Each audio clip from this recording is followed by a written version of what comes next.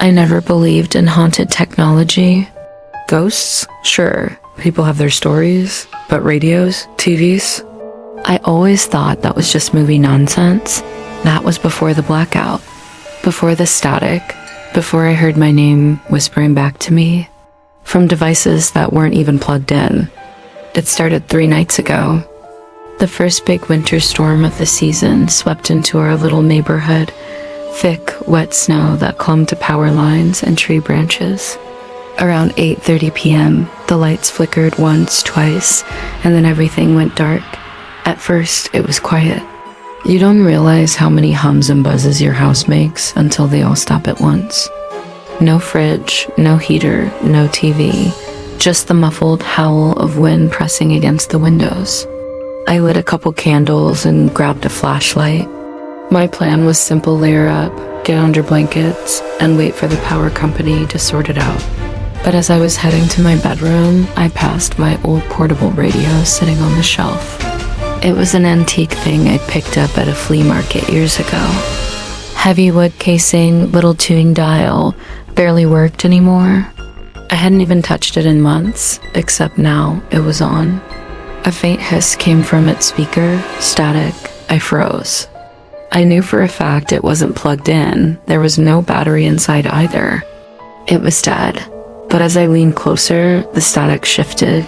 It almost shaped itself into something else. At first, I thought I was imagining it, but then I heard it soft, drawn out, and unmistakable. Daniel. I jerked back so hard, I nearly knocked the thing over. My own name. Whispered in a voice that wasn't mine. A voice I recognized but couldn't place. The static returned, steady and low. I told myself it was the wind, maybe snow against the walls, maybe a leftover charge in the circuits making weird noises. I didn't touch it. I just went to bed. The power came back the next afternoon. I shrugged off the whole radio thing as nothing. But the next night, the storm hit again, and so did the outage. This time, it wasn't the radio.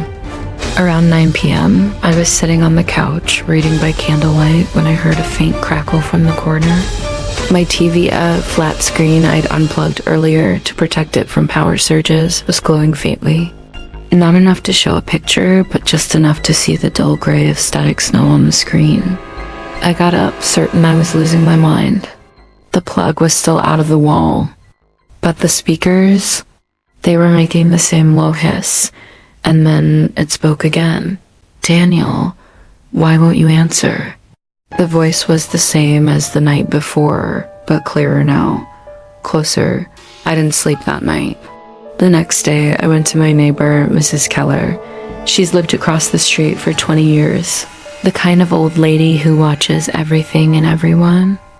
I started to explain awkwardly that something weird was going on with my electronics during the blackout. Before I could finish, her face went pale. You've been hearing it too, she said. It turned out half the street had. Radios, TVs, baby monitors, even unplugged speakers.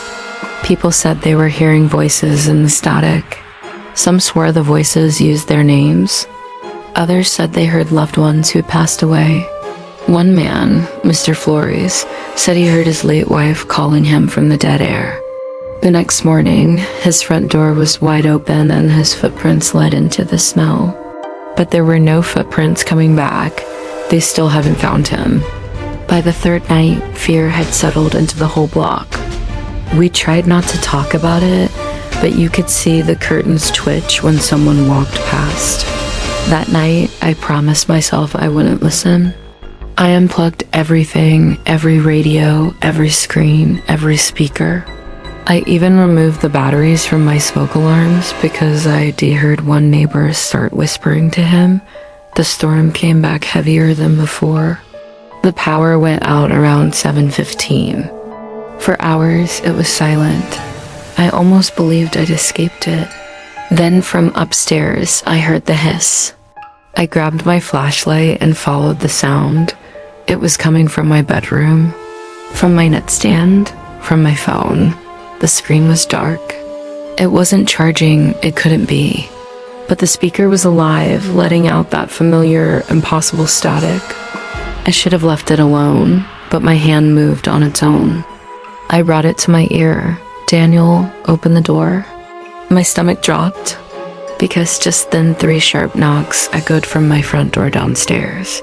I didn't move. The knocking came again. "Daniel, please open the door." The voice in the static was growing louder, more distorted, as if something was pressing against the other side of the sound, trying to get through. Then this part still makes my skin crawl.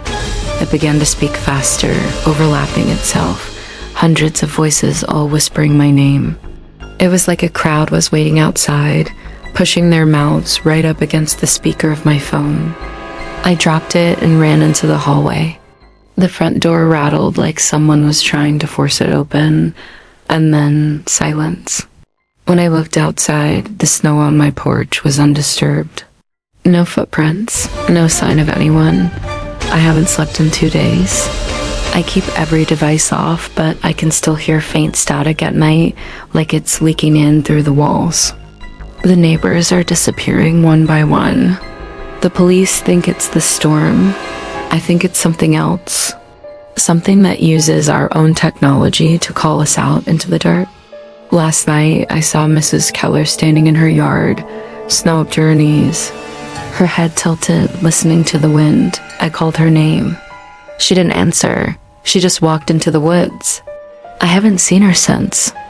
If you ever lose power during a storm and you hear static coming from something that shouldn't be on, don't listen. Don't answer when it calls your name, and whatever you do, don't open the door, because once you hear the voices and the static, they never stop calling.